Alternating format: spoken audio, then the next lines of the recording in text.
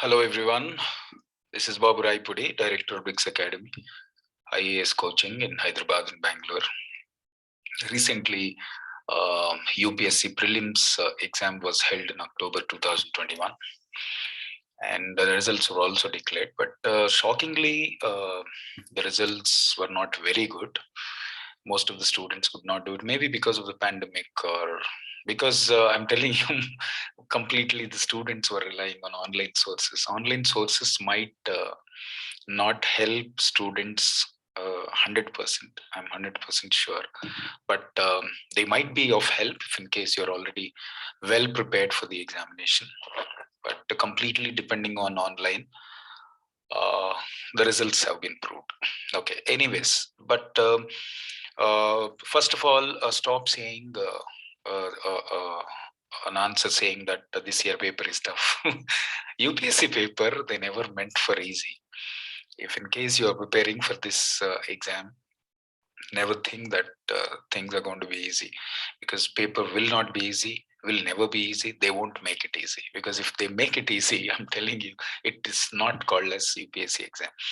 It's a small effort. Overall, core economy questions this time, there were around 15 questions. There are indirectly geography economy related questions, but I'm not covering geography economy related questions in the recent prelims exam 2021. I'm trying to cover core economics questions and a slight explanation also I'm trying to give you. This would definitely help you as to how exactly you can prepare. So when you when you look at these questions, I'm telling you, last 5 years, almost half of the questions nature, last 5 years repeating, in the sense not exactly the same questions, but the same concept. Like money multiplier, it was asked 2 years before. Urban cooperative banks 2 years before, it was as a Reserve Bank of India monetary policy is something which every year they would ask.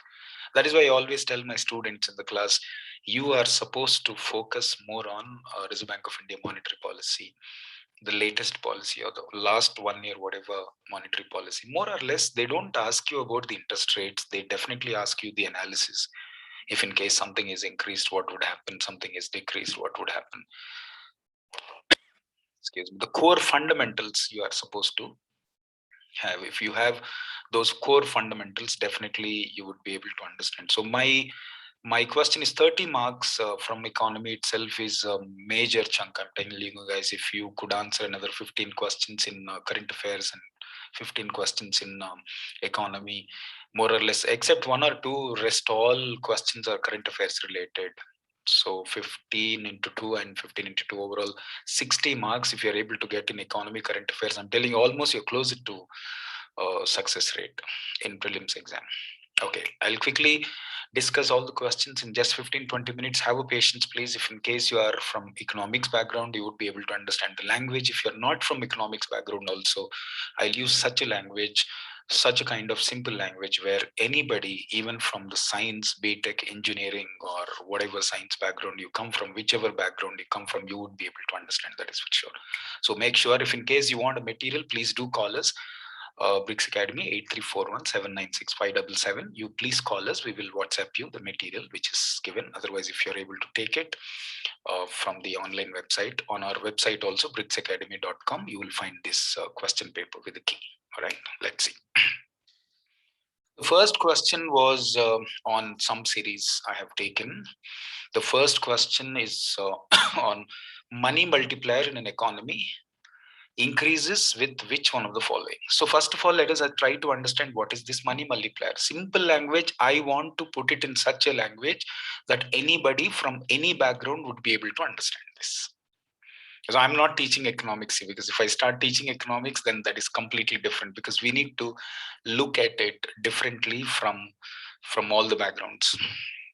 When we talk about money multiplier, when bank receives a deposit, you heard about banks, commercial banks receive deposits. What do they do with those deposits? Keeping some money with RBI in the form of CRR, rest of the money they would definitely lend money. That means it is not compulsory that they would be lending exactly what they have received. The entire banking structure, if you could see, we are not talking about one bank in the economy, we are talking about so many banks. So when they receive deposits, that is called primary deposit. Based on the primary deposits, they keep lending money. and this leads to ultimately increase in money supply. And that money lend is not, that money which is lent is not basically one bank. No, there is multiple banks. So money multiplier is like how an initial deposit received by the bank is creating extra credit. So ultimately it is increase in money supply. So say for example, I have given, if a commercial banks gain deposits of rupees 1 lakh and finally they have created a money supply in the form of credit that is up to, let's say, 10 lakhs, the money multiplier is 10. It is basically, in short form, we can call it as increase in money supply. Banks lending money based on their deposits. All the banks together, put together, we will include. All right, that is one thing. So yes, increase in the banking habit of the people. So if you want to increase money supply, you need to first increase the deposits. Deposits will be increased only if the people have the habit of saving. If the people have the habit of saving in the banks, obviously what happens, overall money supply from the banks in the form of loans will increase. Banks will not be able to lend money unless and until they have received deposits, right? Unless and until they have received deposits, right? All right. Excuse me. That is the next. So answer is C. Clear? Very simple question. C. Very simple question. This is a slightly general as well as core subject. The next one, with reference to Indian economy, demand pull inflation. With reference to Indian economy, demand pull inflation. Demand pull inflation can be caused or increased by which of the following? What is this? The inflation can be of two types: demand pull inflation, cost push inflation. Demand pull in the sense when the aggregate demand in the market is more. When the aggregate demand in the market is more, why aggregate demand is more? Aggregate demand is more because there's a lot of money supply with the people. Why there is a lot of money supply? Because there's a lot of credit provided by commercial banks. Or when the government has pumped a lot of money into the hands of people in the form of public expenditure, in the form of employment opportunities.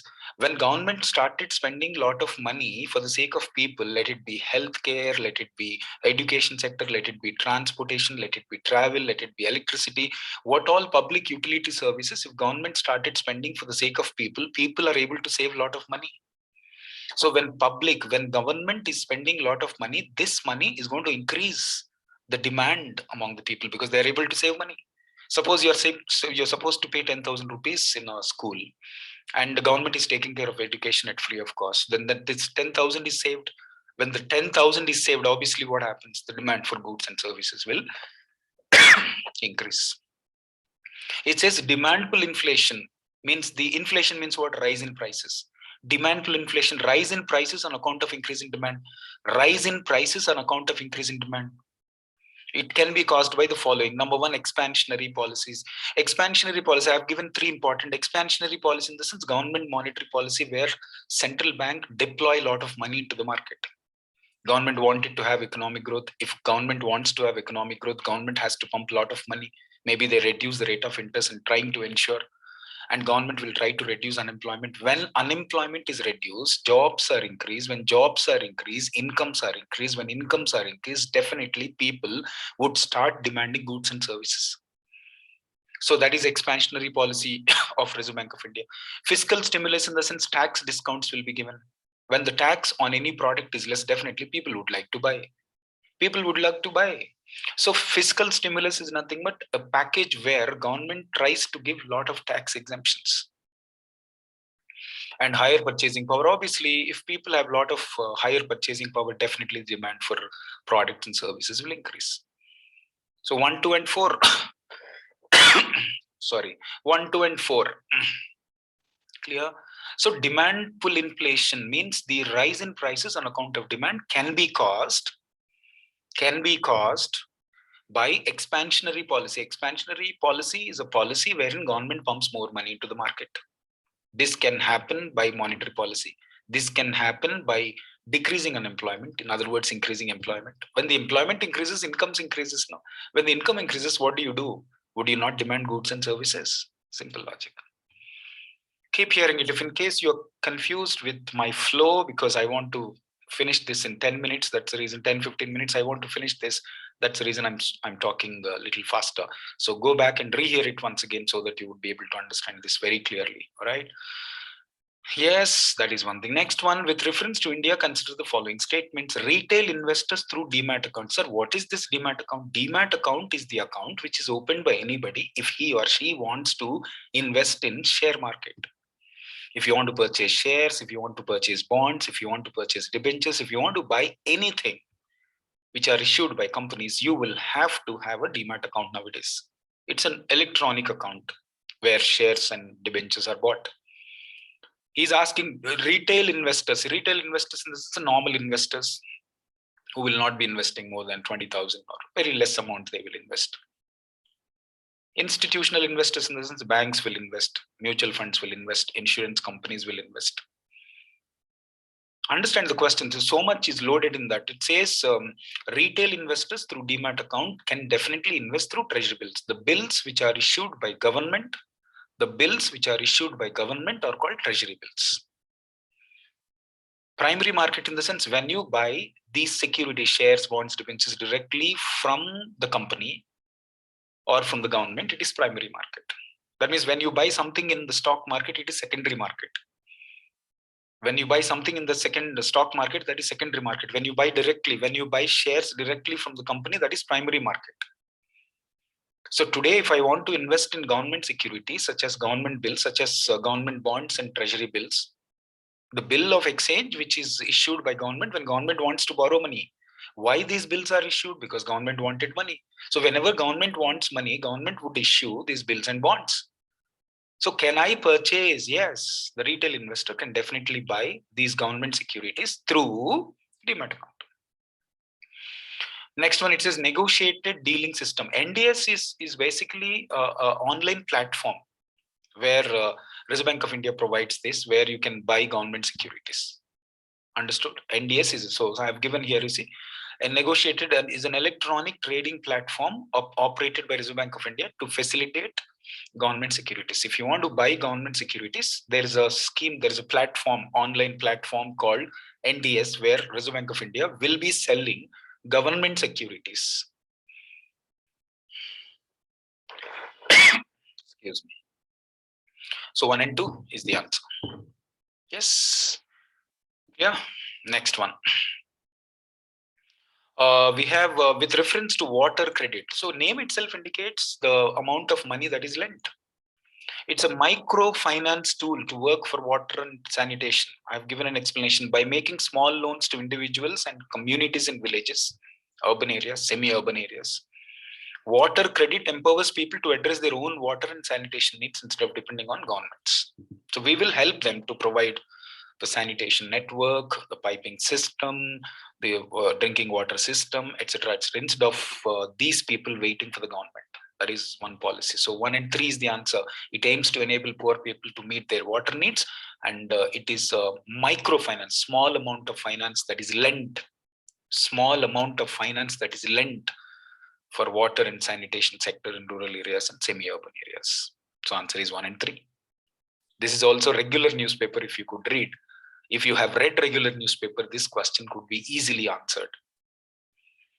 All right. In India, 10 more questions. In India, the central bank functions as a lender of the last resort. Central bank means Reserve Bank of India. Central bank means Reserve Bank of India. Lender of the last resort. Ultimately, if commercial banks want money, because they're lending money to the industry, when they lend money to the industry, definitely they need money. When they want funds, they can definitely borrow money from Reserve Bank of India.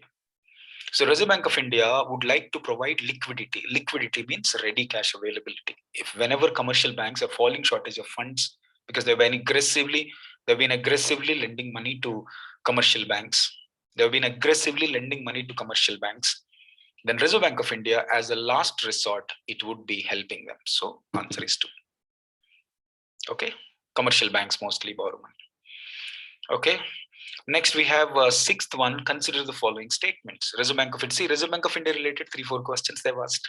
So moral of the story, if you see anything related to Reserve Bank of India, if you see in the newspapers anything related to monetary policy, or if you see anything rates that have been changed by Reserve Bank of India with the help of a monetary policy, kindly go through it. And until and unless you understand that so thoroughly, don't leave it. At any cost, don't leave it, please. This governor of Reserve Bank of India is appointed by central government. That's a fact. Yes, central government will appoint. Cabinet Committee on Appointments will decide this. And it says certain provisions in the Constitution of India give the central government right to issue directions. No. Central government might not be issuing directions to Reserve Bank of India because Reserve Bank of India has that independence. Governor of RBI draws his power from. So that means he works through Reserve Bank of India Act of 1934. He works through Reserve Bank of India Act of 1934. So 1 and 3 is the correct answer. Second one is very close because we understand, okay, central government is appointing Reserve Bank of India governor. So central government would definitely have a power to control Reserve Bank of India. There has been a lot of debate on this. Many people have been arguing that government is influencing Reserve Bank of India. As a matter of fact, it is not. There is a committee called Monetary Policy Committee. In that there will be cabinet ministers. There will be advices given, but there will not be a domination or a direction or a control on Reserve Bank of India directly. So 1 and 3 is the answer. Seventh one, which of the following steps is most likely to be taken at the time of economic recession? So what is this recession? Being a science student, you need to understand there are two important concepts in economy. Number one, depression. Number two, recession. When I say depression, low level of economic activity. When I say recession, falling level of economic activity. So what does it mean? When the output is low, depression. When the employment is low, depression. When the income is low, depression. When the wages are low, depression. So when the entire economy is at low, that is depression. After depression, obviously recovery will be there. There will be full employment. Then sometimes when the economy is at full employment, because of several problems like shortage of raw material, decrease in demand, whatever it is, economy starts falling gradually. When the economy starts falling, means what? Output is falling, employment is falling, profits are falling, demand is falling, supply is falling, material is falling, incomes are falling, savings are falling, investments are falling. So during COVID, obviously there has been a recession because there has been a downfall. When there's a downfall in the economy of economic variables, when there is a downfall in the economy of economic variables such as output, employment, profit, income, savings, investments, that is a recession. So how do you actually kickstart? If you want to improve the economy falling from recession, then government has to spend money. Where? Government projects, so that when government projects increase, employment will increase, investments will increase, confidence will increase in the economy, so that incomes and savings and investments will increase. So increase in public expenditure on government projects like national highways, power projects, port projects, large scale projects. If it starts, definitely there will be heavy demand for goods and services. When the government started projects, then government would need products and services to be bought. So it will buy products and services from various segments. So the moment government started the projects, then government would start demanding various goods and services. The employment starts booming up. So expenditure on public projects would definitely recover the economy from recession. Recession is a downfall. It's not low, downfall. After recession, next what happens is depression only. It's a core economic concept. So during recession, government has to pump money into the market and increase money supply, increase demand, etc., etc. That's why government has to spend. Few more questions. Consider the following statements, other things remaining unchanged. Market, this is a core economics, Other things remaining constant. Market demand for a good might increase if. In the sense he's asking in general, demand increases when? Demand increases when the price is less. Common sense here, if the price is less, obviously I buy more. When the price is less, in general, when the price is less, I buy more. So fourth one, pakka answer. The next one is something called price of a substitute, price of complementary, inferior, etc., etc. We have. So let us see the answer directly. Price of substitute. In regular classes anyway, you would be able to learn all types of goods, etc., basic fundamentals in economics. What are these substitutes? Substitutes are those goods which are alternately used. Like tea and coffee are substitutes. Slice and maza are substitutes. When the slice price is more, when the slice cool drink price is more, I repeat, substitutes are those goods which are alternately used. That means if I go for tea, I will not go for coffee. So if the tea price is more, definitely people would go for coffee because the alternative for a tea is obviously substitute. If tea price is 100 rupees, we would definitely try ordering the coffee. So when the price of a substitute increases, the demand for coffee increases. Common sense you apply. Tea and coffee are substitutes. Why? Because they are alternately demanded. Substitute, replaceable goods, right? So when the price of tea increases, what happens? The demand for coffee increases. When the price of slice increases, the demand for maza increases because both are almost same. When both are almost same, when maza is an alternative for slice, when the slice price is very high, definitely the demand for substitutes will increase. That's what the first point. When the price of substitute increases, market demand will increase. When the price itself decreases, market demand increases. That's all. 1 and 4. It's a core economics.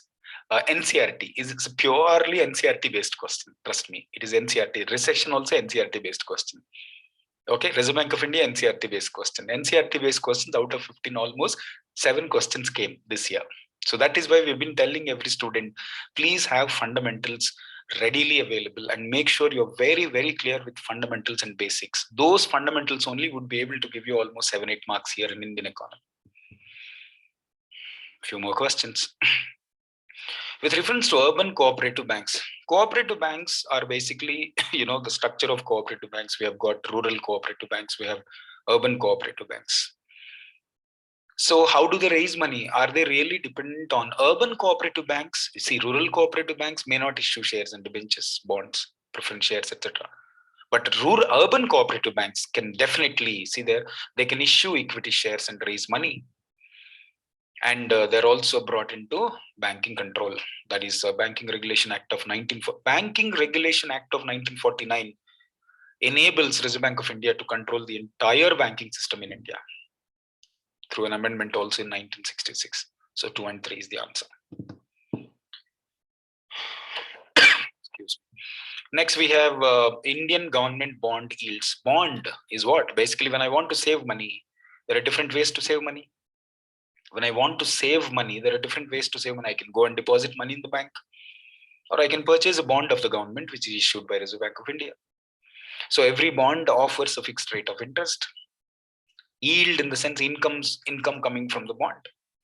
Obviously, that is affected by all the three. So you may ask, is the Indian government bonds are affected by actions of United States Central Bank? Yes, because Indian bonds, most of them are listed in US Stock Exchange also, and actions of Reserve Bank of India also, and interest rates also. Obviously, how much money you would earn on a bond is dependent on interest rate that is offered on the bond, right? Common sense question it is. Very highly common sense question. That means when the bonds of India are listed in other countries and stock exchanges, definitely the policy changes that happens in other countries also would definitely affect. So many students got confused with only B and C, but B and C option is not there. This question especially, students were thinking like, how come United States, when Indian securities, bonds, government securities are listed in foreign stock exchanges, definitely foreign government policies will have a great impact on Indian bond yield, means incomes. So all the three. Consider the following statement. Foreign currency, FCCBs we call it as. Understand, Indian company, I said, if in case you think I'm going very fast deliberately, because just a rapid fire discussion. And afterwards, basic concepts in economy, I keep posting in Briggs Academy YouTube channel. Please kindly go through it. So this will help you basic fundamentals in economy so that you can easily score 10 to 15 marks, 10 to 15 questions. Easily you can answer. So when Indian company wanted to raise money from abroad, listen to me carefully. When Indian company wanted to raise money from abroad, it will issue bonds abroad. It will issue bonds abroad, which are foreign currency. That means Indian company is issuing bonds abroad, and they are convertible into equity shares. A bond carries fixed rate of interest. Equity share doesn't carry fixed rate of interest. So FCCBs are bonds issued by Indian companies abroad. Foreign institutional investors, in the sense FIIs, will invest in India.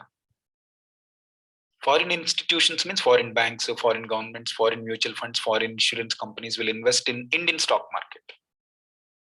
That is not direct because they buy shares. No, it is not a direct investment. He is asking which of the following is considered as foreign direct investment.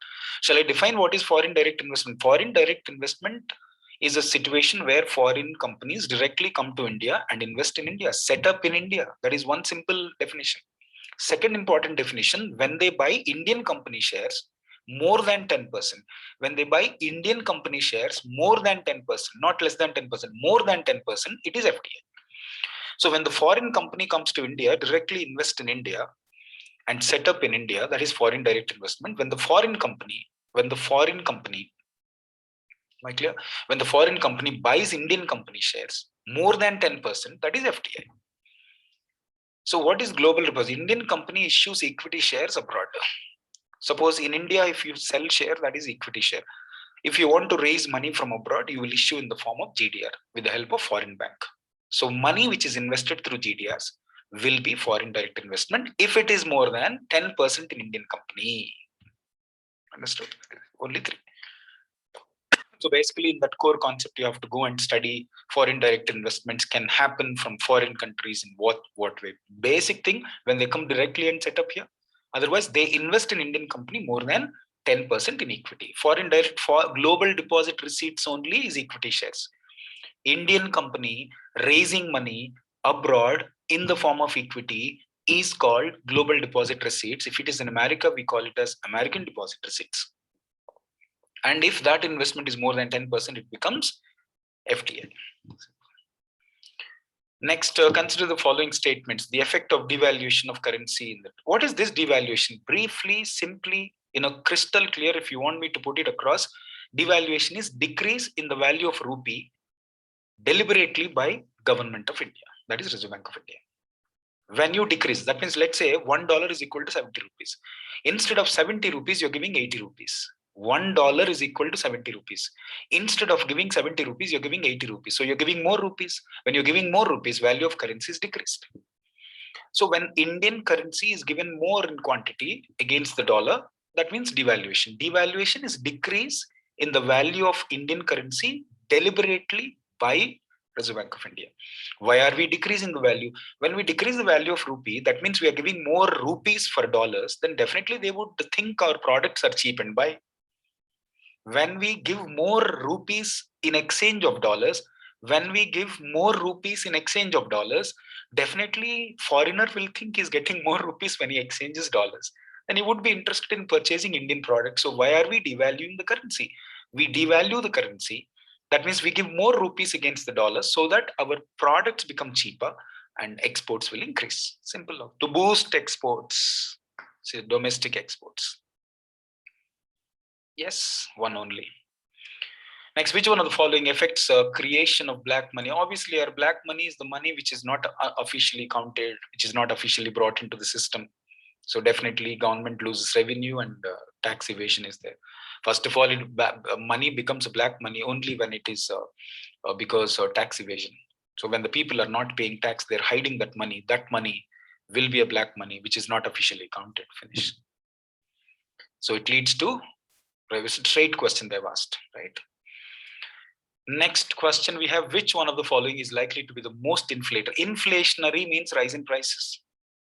Inflationary means rise in prices. Quickly understand, inflation means rise in prices. He's asking which of the following is the most inflationary. All are inflationary only. The problem is all are inflationary. But which is most inflationary is asking. The fourth option is actually called as deficit financing. Deficit financing. When government prepares a budget, the estimated expenditure is more than estimated revenue. Budget is an estimated revenue and expenditure. When the estimated expenditure is more than, suppose 10,000 crores is the revenue that you estimate, and 12,000 crores is the expenditure that you have decided to incur. So 10,000 crores is the revenue that is estimated through tax, non-tax revenue, and 12,000 crores is the expenditure. So 2,000 crores is the deficit. So sometimes what the government will do, government will try to print currency. Government will try to print currency to fill that gap. So 2,000 crores gap is there. 10,000 crores revenue, 12,000 crores expenditure, 2,000 crores. Sometimes government has so many, government can borrow money, so many options are there. But sometimes to fill the deficit in budget, government will resort to printing of new currency. So you're printing currency without any backup of gold and foreign exchange. Usually when you want to print currency, you have to have a gold or foreign exchange backup. But when there is a deficit, if government resorts to printing of currency, it increases more money supply into the hands of people. So more money supply leads to more demand, then obviously it leads to more inflation. So deficit financing leads to more inflation.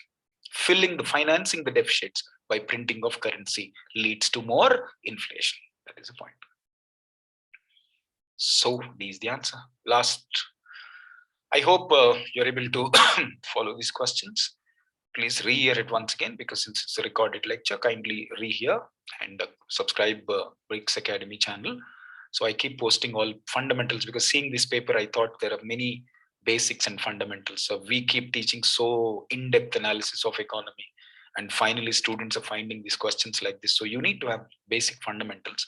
Those fundamentals we have decided to post it across on our YouTube channel. Please do subscribe and like the bell icon, so that you will get notifications and you will have basics, so that these basics would definitely help you to answer 50% of the questions, and so that you will be able to understand what exactly we need to read in the regular newspapers, so that we avoid confusion. All right. With reference to casual workers employed in India, casual workers, I mean, are they entitled? Say, like, are they entitled for PF? Yes. Are they entitled for regular working hours? Yes.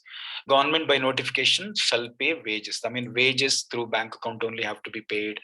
Regular hours only work. These are all normal points according to Wages Act.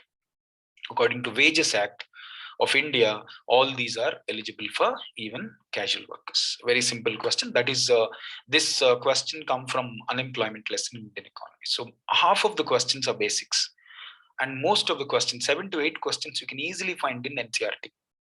And the rest of the questions, like especially related to RBI, you can go through the newspaper and have clarity on them. So because every time you keep reading, but you don't have a clarity on those concepts which you go across or come across, then there is no use. All right. Hope you have understood. If in case there are any doubts, please do post and visit our website and download this material. Have a good night.